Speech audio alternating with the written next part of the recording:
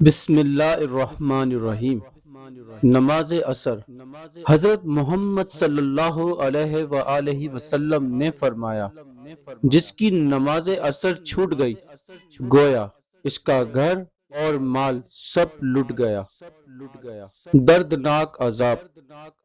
حضرت محمد صلی اللہ علیہ وآلہ وسلم نے فرمایا، تین آدمی ایسے ہیں جن سے اللہ تعالیٰ قیامت کے دن بات نہیں کرے گا اور نہ ان کو گناہوں سے پاک کرے گا اور نہ ان کی طرف دیکھے گا۔ ان کے لیے دردناک عذاب ہوگا۔ نمبر 1، بوڑھا بدکار۔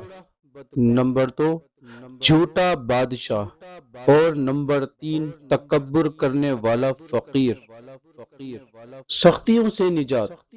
محمد رسول اللہ صلی اللہ علیہ وآلہ وسلم نے فرمایا، جسے یہ بات اچھی لگے کہ اللہ تعالیٰ اسے قیامت کے دن کی سختیوں سے نجات دے تو وہ تنگ دست مقروض کو سہولت دے یا اسے معاف کر دے۔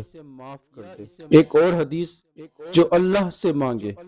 نبی کریم صلی اللہ علیہ وآلہ وسلم نے فرمایا، جو اللہ سے 3 بار جنت مانگتا ہے تو جنت کہتی ہے، اے اللہ اسے جنت میں داخل کر دے، اور جو 3 مرتبہ جہنم سے پناہ مانگتا ہے تو جہنم کہتی ہے، اے اللہ اس کو جہنم سے نجات دے۔